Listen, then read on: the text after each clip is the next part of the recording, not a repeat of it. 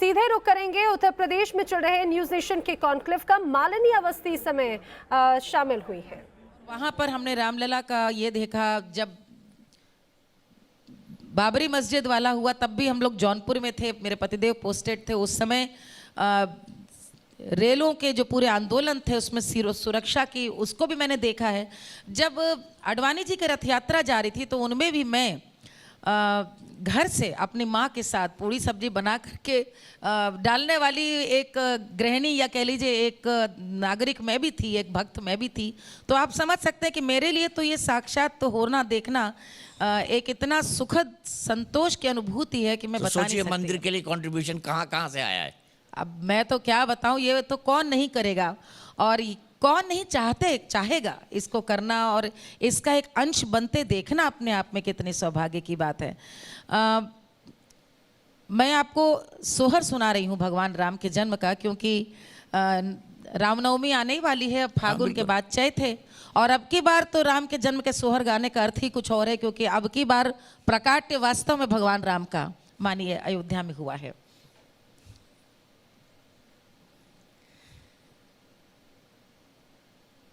अरे राजा दशरथ जी के घरवा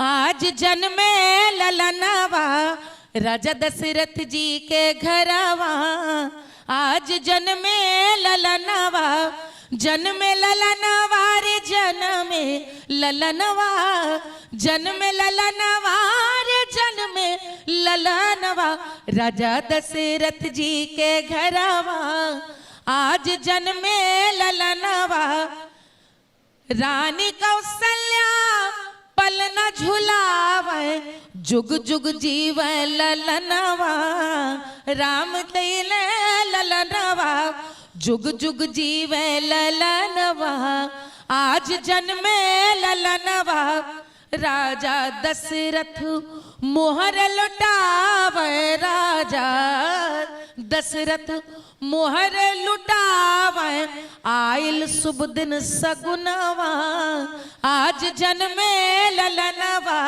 राजा दशरथ जी के घरवा आज जन्मे ललनवा, पंडित आवे मंत्र उच्चारे, पंडित आवे मंत्र उच्चारे, मंत्र उच्चारे। जब राम का जन्म हुआ तो सबने ये भविष्यवाणी की कि विष्णु ने तुम्हारे यहाँ, नारायण ने स्वयं अवतार लिया है, और वशिष्ठ आए, विश्वामित्र जी आए, उनसे उन्होंने उनकी पत्री दिखाई और बताया, तो वो तो बोले साक्षात तुम्हारे यहाँ। तो ये सुन करके सबके मन में कैसी कामना हुई और किस निमित्त उनका जन्म हुआ। पंडित आए मंत्र उच्चारे, अरे रावण के अधर्म नाश यही है, आज जन्मे ललनवा, राजा दशरथ जी के घरवा आज जन्मे ललनवा। रावण के अधर्म को नष्ट करने के लिए तुम्हारे पुत्र का जन्म हुआ है। तो ये इसी से जुड़ी एक घटना, चूंकि आपने एक बात कही कि राजनीतिक वो भी था, चूंकि आपका न्यूज़ चैनल है, ये आपको मैं बताना चाहूँगी कि ये हम लोगों को निश्चित ही कभी कभी सही सच्ची बातों के लिए भी मुखर होकर बोलना चाहिए। एक समय था कि बतौर कलाकार दिल्ली दूरदर्शन में रिकॉर्डिंग के लिए आमंत्रित की गई, और यही समय था तो आधे घंटे की रिकॉर्डिंग थी। तो मैंने एक होली, एक फागुन, और चूँकि चैत का मौसम था तो हमने कहा कि राम जन्म की चैती मैं सुनाऊंगी। उन्होंने कहा ठीक है। रिकॉर्डिंग शुरू हो गई। उस आपको पता है पुराने वहाँ ऊपर से रिकॉर्डिंग स्टूडियो दूर से वो ये था, अरे लिहाले जन्म रघुरैया हो रामा, लिहले अयोध्या में लिहले जन्म रघुरैया। ये चैती थी। तो मैं गा रही थी और गाते गाते कट कट कट कट करके आए, तो मैं बिल्कुल हतप्रभ रह गई। ये बात है 2005-6 की, 5-6। तो मैं एकदम हतप्रभ रह गई। आए तो उन्होंने कहा आप कुछ और गा सकती हैं। तो मैंने कहा इसमें दिक्कत, अच्छा ये थोड़ी सी एक मेरे संग समस्या रही है कि आप अड़ जाती हैं। अड़ती नहीं हूँ, मन चिंतनशील है तो मुझे कोई तर्क पे तर्कपूर्ण उत्तर तो दे कि ये क्यों नहीं गाना है। लॉजिकल। तो मैंने कहा क्यों, तो उन्होंने कहा नहीं आप चैती गाइए, चैती में खराबी नहीं, ये मत गाइए। अच्छा, यकीन नहीं करेंगे, कलाकार ऐसा होता है, मतलब कि हमने तो विश्वास ही नहीं किया। मैंने कहा कि लिहले जन्म ये तो वहाँ पे गाया जाता है, रामनवमी भर ये गाया जाता है, घाटों गाया जाता है। उन्होंने कहा नहीं आप फिर ये हटा दीजिए कि अयोध्या में जन्मे हैं। मैंने इस पर एक ट्वीट किया था जिसको कि बहुत ज़्यादा मैं दंग रह गई, और मैंने कहा फिर मैं रिकॉर्डिंग नहीं कर पाऊंगी। ये मैं आपको इसलिए बता दूं कि मेरी राम जन्मभूमि के संग कैसी यात्रा एक भक्त, एक नागरिक और सनातन आस्था वाले व्यक्ति के रूप में रही है। मैंने कहा फिर मैं नहीं गा पाऊंगी, आप इस पर नहीं हमको कंट्रोल कर सकते, और इसमें विवाद की बात कहाँ है। तो उन्होंने कहा मैम हम लोग को कोई दिक्कत नहीं, ऊपर से कहा गया है, आप इसको छोड़ करके कोई भी चैत माँ से चुनरी रंगा दे बालम कुछ भी गा दीजिए चैती। मैंने कहा मैं तो नहीं गाऊंगी। अयोध्या में जन्मे ये गाने का मेरे देश के दूरदर्शन में मुझे अधिकार नहीं 2005 में, तो मैं रिकॉर्डिंग नहीं करूंगी, मैं लौट करके आ गई।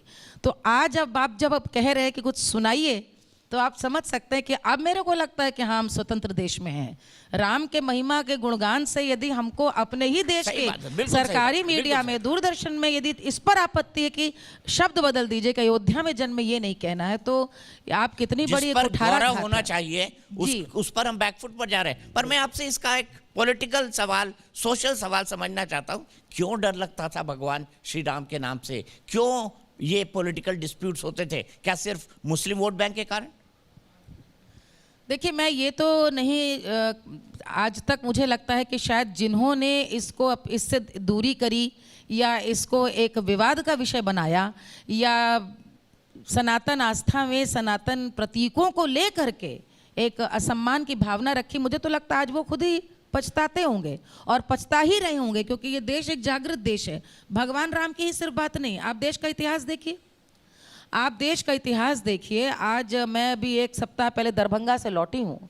दरभंगा नरेशों ने पटना, प्रयाग विश्वविद्यालय, कलकत्ता विश्वविद्यालय, बनारस हिंदू विश्वविद्यालय, अलीगढ़ मुस्लिम विश्वविद्यालय, दरभंगा के लिए कितना कितना करोड़ों का ध्यान था। इतिहास में तो हम लोग कभी पढ़ते नहीं, दानवीर तो एक ही दो हुए। तो ये जब है, जब आप इतिहास तोड़ मरोड़ रहे हैं, आप प्रतीकों में आप बता रहे हैं कि ये सब, तो कोविड में हमने तो दादियों से मांग मांग के काढ़ा पिया, और हमारे यहाँ तो हर चीज़ का उपहास, वही क्या तुलसी, ये क्या नीम की दातून। आपको तो अब शर्म आनी चाहिए, क्योंकि अमेरिका ने वही दातून का पेटेंट कराया है। हमारे अब दातून को करने वाले गवार। तो एक ये जो आज़ादी के बाद से ही देश को बढ़ना किस मार्ग पे चाहिए था, अपने मूल्यों को लेकर के आगे बढ़ना चाहिए था, लेकिन बढ़े हम ऐसी तरफ कि हमने भी जो हमारे वस्त्र परिधान नहीं थे वो अपनाने चाहे, जो हमारी बोली नहीं थी उसके द्वारा हमने शिक्षा, हमने कितने समय पहले 9 ग्रह हमारे यहाँ, हमें पता है हमारे यहाँ पर दिन की रात की 24 घंटों की गणना ज्योतिष सिद्धांत से, लेकिन हमारे यहाँ गुरुत्वाकर्षण न्यूटन ने किया, हमारे यहाँ ये बताया। यात्राएं हमारे यहाँ कब से होती रही, लेकिन हमने तो पहला यात्रा वास्को डे गामा पहला ट्रैवलर था। तो ये जो हम भी तो वही पढ़ पढ़ के बढ़े। तो एक जो ये सिर्फ राम की बात नहीं है, आज सिर्फ राम नहीं, सारे तरह के प्रतीकों के लिए एक अभिमान, प्रतीकों पे कि हम ये हैं और हमें किसी दूसरे को प्रसन्न करने के लिए दूसरे जैसा नहीं बनना है। हम भारत छोड़ दीजिए, ये तो जो विरोध करते हैं उन्हें तो इंडोनेशिया से सीखना चाहिए। इंडोनेशिया के लोग जब रामलीला करने यहाँ पर आए, यहीं लखनऊ में, और यहाँ पर जब हमारे यहाँ अधिकारी एक थे, उन्होंने उनसे पूछ लिया, जैसे वो मिलते हैं ना बाद में, कार्यक्रम के बाद बुके दे रहे थे, मंच पे ही खड़े थे, और उनसे जो औपचारिक बातों में जो जवाब दिया तो वो रुक नहीं पाए, और वो अधिकारी माइक ले लिया। उन्होंने कहा मैं बताना चाहता हूँ कि मेरी औपचारिक बातचीत में भी क्या बात हुई, कि मैंने इनसे कहा कि मैं धन्य हो गया, आप लोग के नाम और परिचय दिया जाता है, आप लोग तो सब इस्लाम को मानने वाले हैं, आप लोग सब मुस्लिम हैं, और आपने ऐसा सुंदर राम का अभिनय किया। तो उन्होंने जवाब ये दिया कि ये सही बात है कि हम इस्लाम के अनुयायी हैं, लेकिन राम हमारी संस्कृति है। ये इंडोनेशिया का आदमी यहाँ पर आकर के कलाकार ये बोल कर यदि जा रहे हैं, वो अपनी संस्कृति मान सकते हैं, भारतवर्ष संस्कृति बिल्कुल।